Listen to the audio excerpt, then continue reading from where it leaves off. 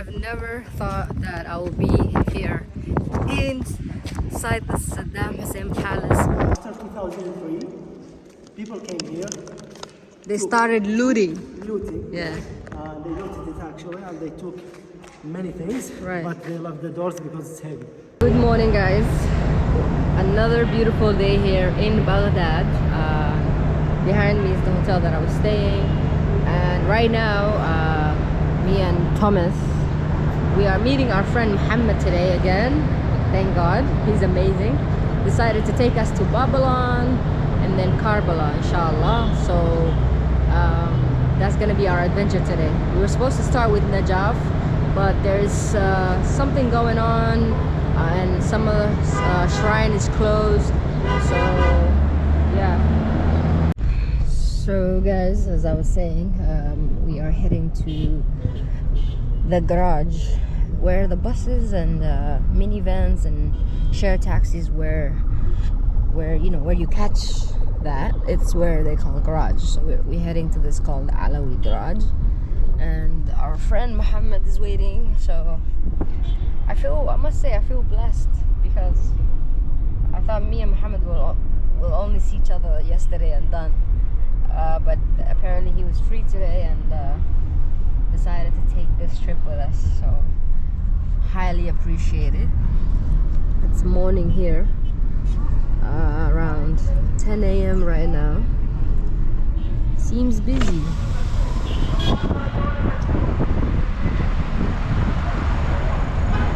This is Baghdad.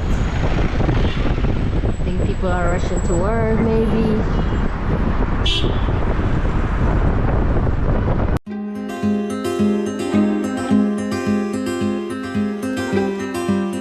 I think I need to have at least one last day in Baghdad so I can explore more, because there's so many places we haven't seen yet.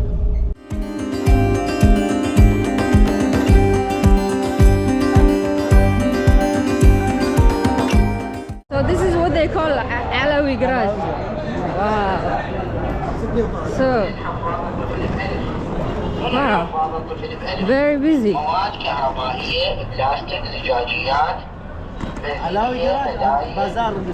Okay.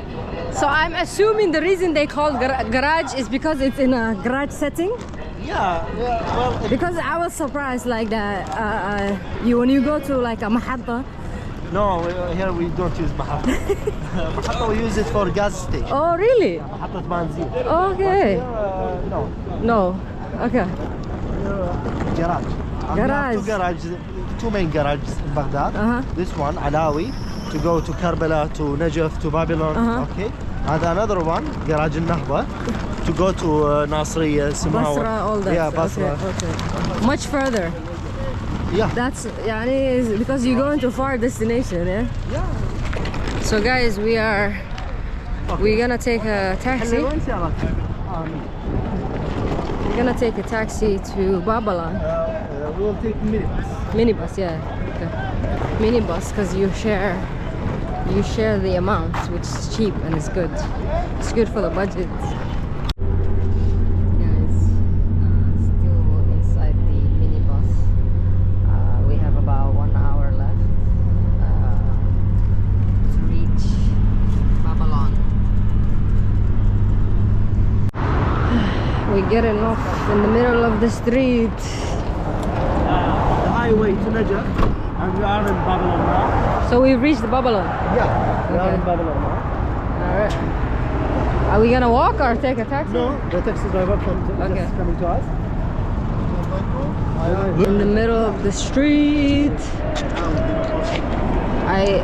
He told me the palace of Saddam Hussein is right there. I don't know if we're gonna see it, but it'll be very nice. Oh, look at the birds. You guys have a lot of date trees, like Saudi. Yeah, they used to call us Arbus Sawat, the black land, because from sky, right, it looks like black because of all the because of the dates. Okay. Yeah. I like the old vibe. Yeah. So you can tell. Now we are inside the ancient Babylon area. Okay. Right. So on the left there is Ishtar Gate, and the palace of Nebuchadnezzar II. Okay, two palaces, and they suppose that the Hanging Gardens was in that direction as well. Right. Okay, but now we are in the Babylon Theater that was rebuilt by Alexander the Great when he came into Babel and occupied Babylon 300 around 330 years BC. Okay, so let's go upstairs and let's discover it. Let's go. So we're starting our day at the Great Theater of Babylon, or at least what's left of it. Back in the day, this place was incredible, where people came to watch plays, music, and all kinds of performances. Imagine the energy here, crowds packed into the seats, cheering, laughing, and being entertained. Then Alexander the Great showed up. At first, he wanted to restore it, maybe even make it better. But then here's the twist. While he was rebuilding parts of the Babylon, the theater was actually taken apart to make room for his new project. And before he could finish his big plan, he died suddenly, leaving everything unfinished. Now, all that's left is a memory buried under the time and sand. But standing here, you can almost imagine how alive this place must have been. It's a little haunting, but also kind of magical. Guys, we're just walking a little bit. In front of us, Ishtar Gate, the fake one. Okay. Why the fake one? Because the real one, the real blue one that was built by Nebuchadnezzar II, was taken by the Germans, and now you can find it in Berlin. Okay. So this is the fake one. Right. Okay, but we will see another real one. Okay, that was built by the father of Nebuchadnezzar. Okay. So we will discover it there. Right. Okay. So just few minutes walk between the theater The theater and the front gate. This is our second stop, the famous Ishtar Gate. I've seen pictures of it before, but nothing could prepare me for seeing it up close. The gate, once the grand entrance to the city, it was covered in these vibrant blue tiles. You've got these wild-looking lions, dragons, and bulls, all in beautiful details, symbolizing power, protection, and the gods of Babylon. It was used for grand processions, and you can almost imagine the feeling of walking through it. That's one of the oldest, if it wasn't the oldest one, map in the world. Okay? Map, wow. Map, yeah. It's not exist here. It exists in one of the museums around the world. Right. I'm not sure where exactly.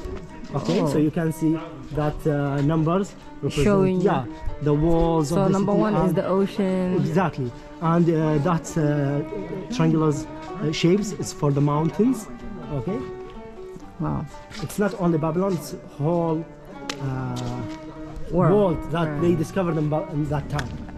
Next up, we wander through the palaces. The remains of the palace of Nebuchadnezzar II were right there, and I could just picture what it must have been like, so luxurious and grand for that time. And he was a king who made Babylon rise to its peak, and these ruins give you a glimpse into what life was like for him.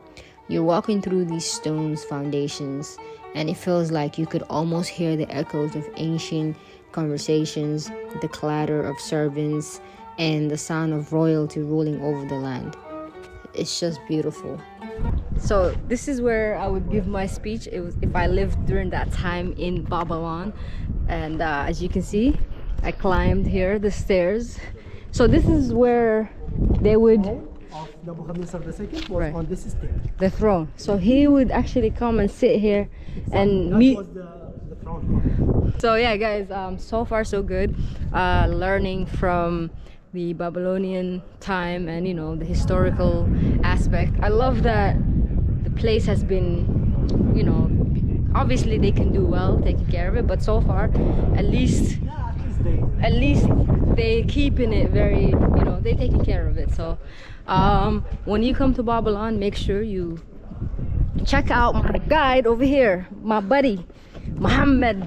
You better go with Mo. You better call Mo. Yeah, that's gonna be the name that we addressing him. But for real, like he's been doing really well for us, and this is not like just a tour guide. It has become like friend. We became friends. We're laughing together, talking about politics, religion, everything, you know. Everything, yeah. So Mohammed, thank you so much. So far so It's good. my pleasure.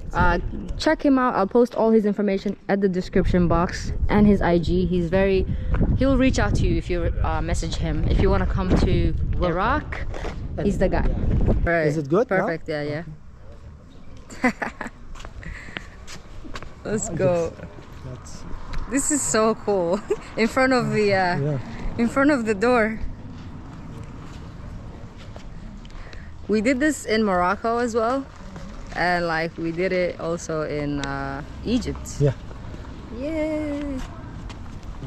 Yeah, that spot is better. You better call Mo. You better call more, but Push it. Yeah, push it back a little bit. Yeah. Is it good? Yeah. Yeah, that one's good. Guys, this is the coolest thing that we are about to do. Climb the Saddam Hussein Palace. Whew, imagine. I used to see this on YouTube videos, but the fact that I'm actually here, and yeah, I'm just sharing my excitement that I used to see this on YouTube and Instagram and people, and now I'm actually here. Yeah. Thanks to Mo. Thank you, Mo. It's my pleasure. So yeah, let's discover the Alright. palace of Saddam Hussein. Wow. That was for the water, Right. but now we used it As as a stage. my goodness. We thought it was actually easier, but You know, we can be slowly. So Right.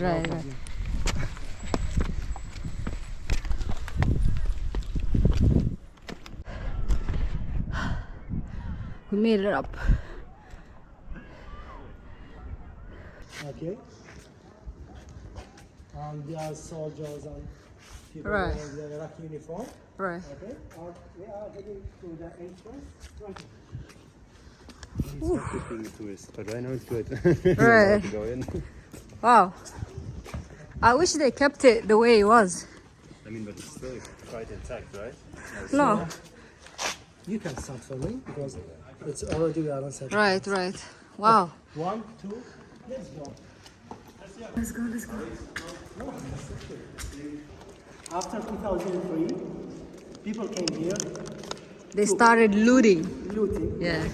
They looted it actually, and they took many things. Right. But they left the doors because it's heavy. Wow. So there were actual things, chairs, tables. Piano, everything. Even. Do you think?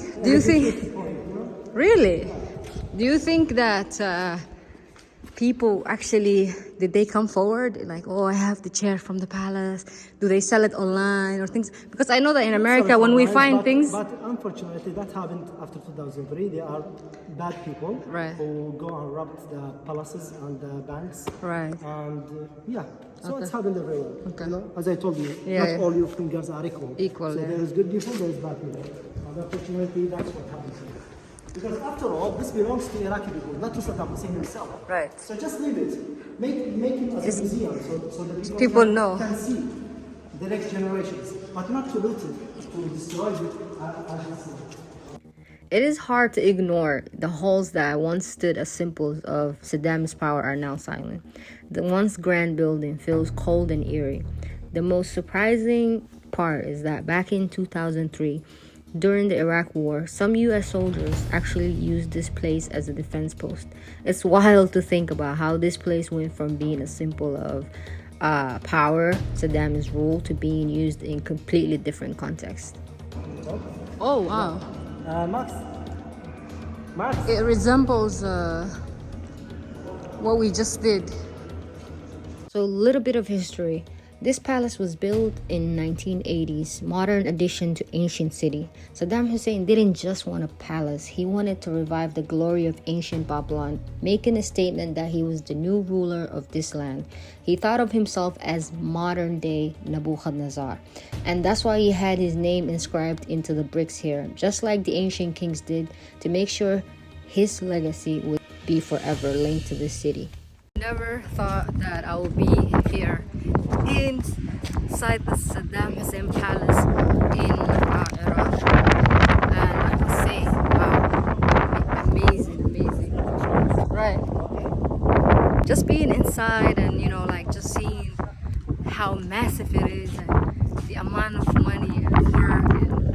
through, Yeah. and now it's empty. So I'm glad to hear that at least they make it into museum, because with history it doesn't matter how bad the president was or how bad the ruler was, because you gotta still leave history so that people can learn, you know what, okay, he was bad, but this was part of that history, we need to remember it. And you know, so I'm glad, yeah, I'm glad they're making it into a museum. Wow. And because that rooms on the right, They have another palace for Nabucodonosor the second, but this is, we called it the Palace of Summer. So Summer. that's in summer, we used to go that palace. And this is for winter. do they have those boats that from Tigris River type, like moving from one side to the other side, or no? Or Yeah, they have here, but not moving to other cross. sides. Only like make a tour. Oh, Yeah, so like they do 15 have minutes. a tour. Okay. Yeah, Ah, nice. Nice. How long did this take? Do you know? This palace, how long it took for them to build? I think let me check with أبو زينب. أبو زينب إيش كم سنة استغرق القصر بناء؟ 8 years. 8 years. 8 years. ويا سنة افتتحوه؟ هو خلاص من 86 ل 94 in 1994. Wow. They opened. Wow. Wow. So far, I must say this has been an amazing experience. You know, just walking in an ancient, you know, civilization, ancient city. We're talking about like the Prophet Abraham time all the way till now. The Saddam Hussein palace. I'm just taking it all in. I mean, I feel like it's not enough to explore all around in 1 week or in 1 month. But definitely I'm coming back, and I just want to say, if you really want to explore, you need to come. Don't listen to the media. Don't believe what they feed you. Just buy that ticket and come. Amazing, beautiful. Wow. Hey, birds! You can literally see the whole city from here. Wow. I gotta give it to him. He chose a very good place. Oh, wow. And look, and you can see the Babylon ancient city over there. And the river. And Mo. Wow. This is amazing. They have markets. And what is the name? Which one? Borsippa Ziggurat. Borsippas? Yeah, the name of the city is Borsippa. Now they called it Bors. Okay. Okay. That temple, that ziggurat, it's called Borsippa Ziggurat. It was a temple for worshipping Right. God Napu, the god of wisdom in the Babylon Time. Yeah, and it was built like about 3,000 years. Right. Okay, BC. In the And age then- of the third or And then they have markets. yeah. That's that mosque. The Muslims believe is the birthplace of Prophet Abraham. Ibrahim. Yeah, but in general, we know that the birthplace of Abraham in Ur, in the south of Iraq.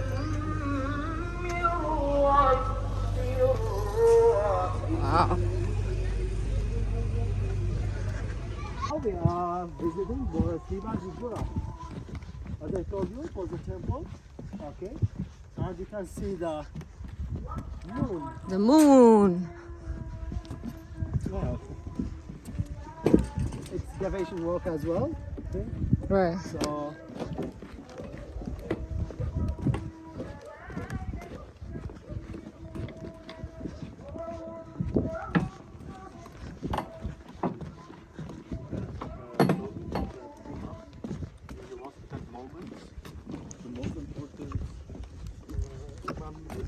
Wow. Yeah, it was raised to the heaven at the Guys. end of sun, at the end of the time. We are rushing.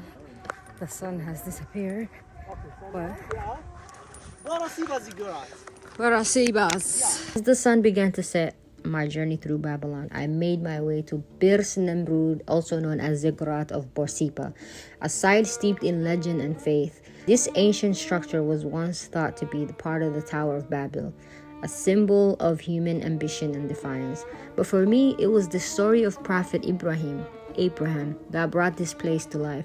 According to traditions and Islam, it was here under the rule of tyrant Nimrud that Abraham was thrown into a massive fire for rejecting idol worship.